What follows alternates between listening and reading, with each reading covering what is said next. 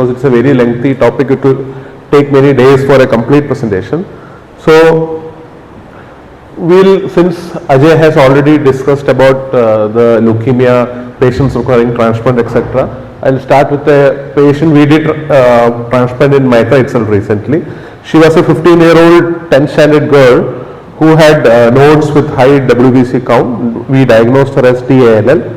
We gave her chemo, and subsequently, due to various MRD parameters, we decided that for a cure she required transplant. Without that she would relapse. So as you know, there are two types of transplants: autologous and allogeneic bone marrow transplant. So all of this transplant involves the transfer of hematopoietic stem cells. So these are multipotent stem cells which are present usually in the bone marrow and have the capacity to differentiate into all cell lineages of the blood, platelets, RBCs, WBCs, all of them.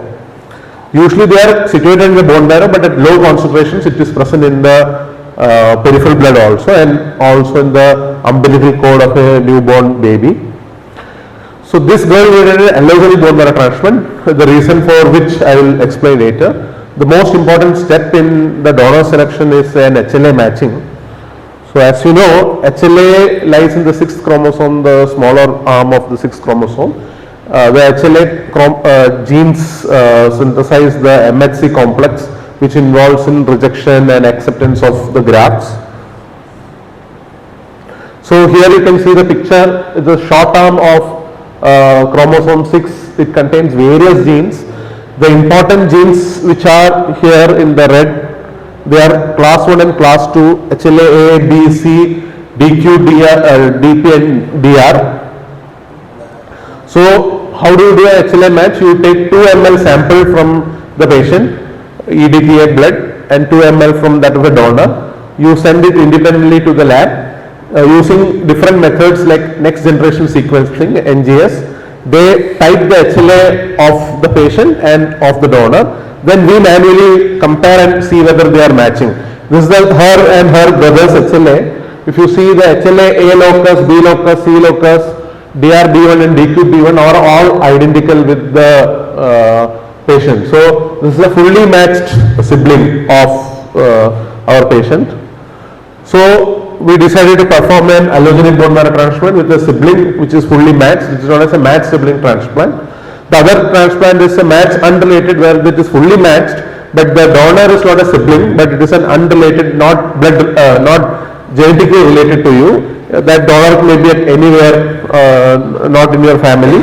And there is a transplant which is known as a haploidentical transplant, where instead of this 10 by 10 match, it will be 50% match. So the HLA A, B, C, DR, D1, DQ, B1 will be half match.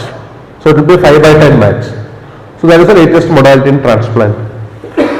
So in this patient we would use a allogeneic and not autologous transplant, because the whole purpose of transplant is not to give chemotherapy or to do transplant or give in stem cells, or replace the marrow. The whole idea is to install a new immune system which will prevent the emergence of the disease relapse. So that is known as GVL, graft versus leukemia effect. So when you do a transplant, the entire blood, the immune system, everything of the patient changes to that of the donor, and the immune system also changes to that of the donor. So what happens is that the T lymphocytes of the donor will become subsequently the T lymphocytes of the patient. And these T lymphocytes will constantly be present in the body of the patient, patrolling the entire system to prevent a disease relapse. So basically, why do we develop leukemias? Many times our immune system is not able to identify the leukemia cells and it proliferates. So when you change the immune system and when you have a graft versus leukemia effect, the relapses chances are significantly reduced. So if you do auto, you are replacing your own cells, there is no new immune system. So autologous is not usually useful in leukemias, especially acute leukemias. Here we got a full match.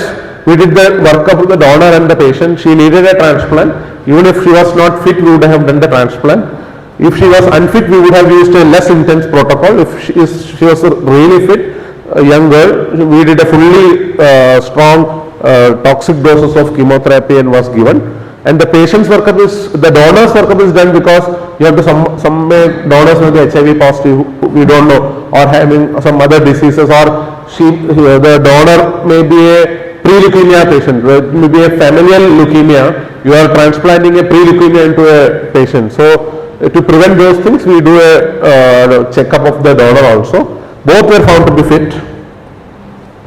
So once we decided everything was counseled and we started the process of the transplant, there are several parts of the transplant, which is first is conditioning, next is stem cell harvest, then stem cell infusion. There is period of engraftment till that point of engraftment, then there is post engraftment and discharge until it has to be lifelong followed up also. So this is our BMT unit. We have a 4-bedded BMT unit plus additional capacity for urgent transplant for 2 additional patients. So we can do 6 transplants together. This is our BMT unit.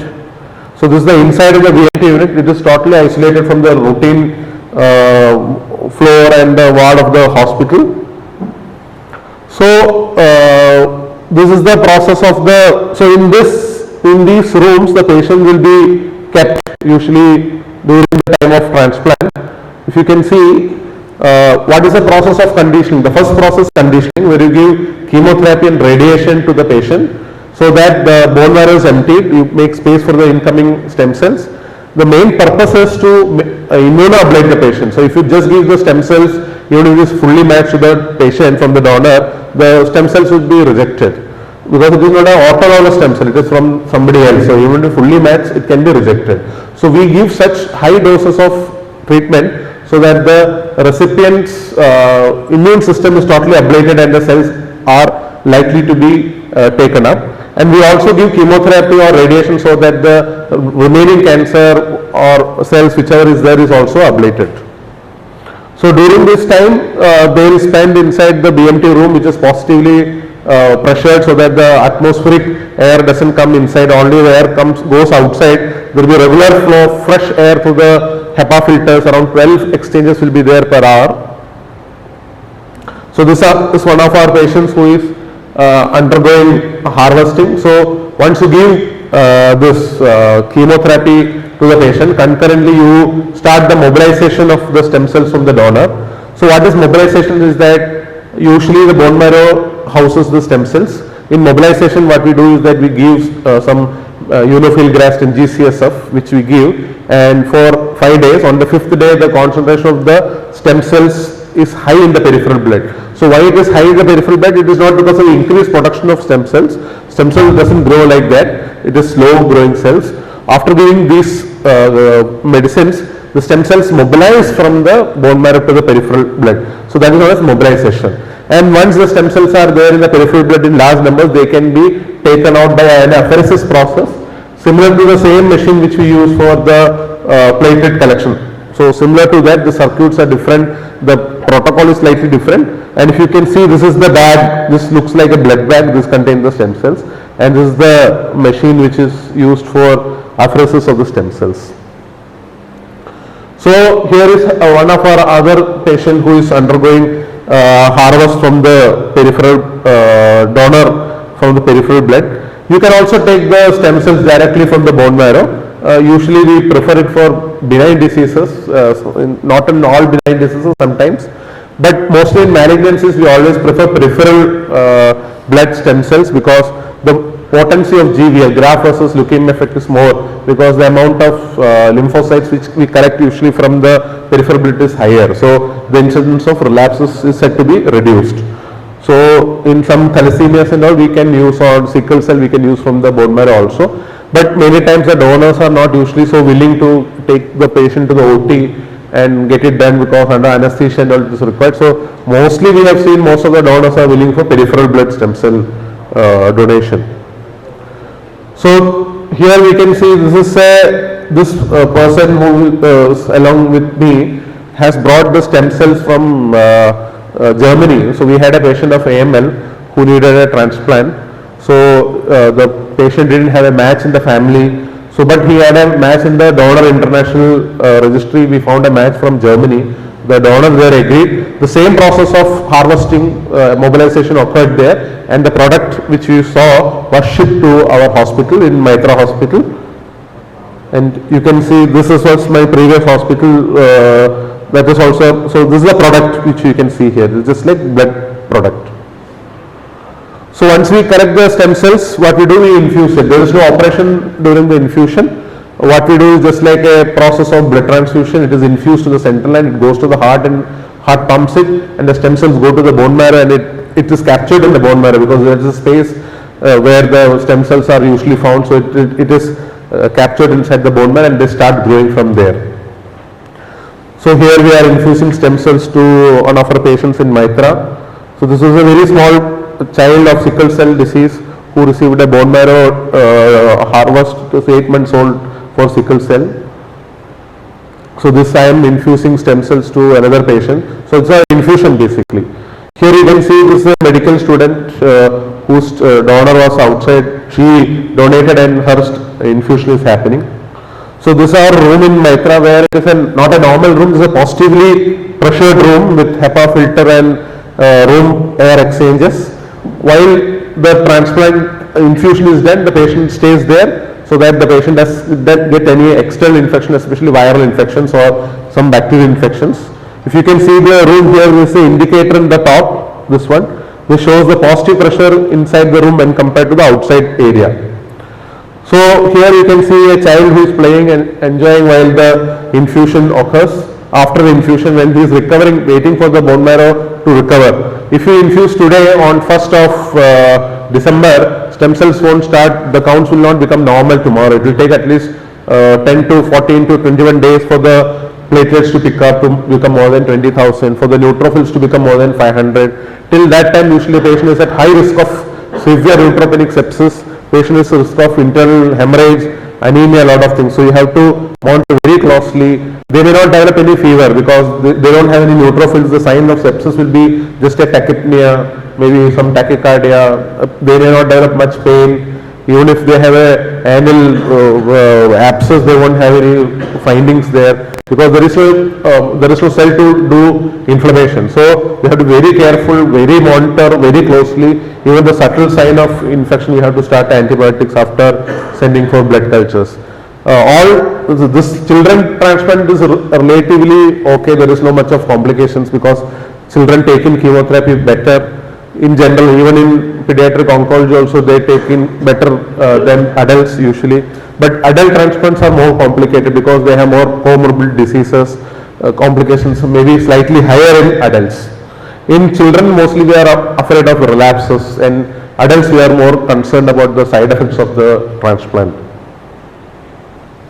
Transplant, after the engraftment, patient is okay and discharged. Patient may require a lot of ongoing medicines to prevent viral infections. Patient continues to have a lot of viral infections. Patient may have other complications like GVHD, graft versus host disease. The new lymphocytes which is generated from the donor can go and attack various organs, the gut. There are patients of GVHD who are passing stools more than 30 times a day or passing blood in stools continuously.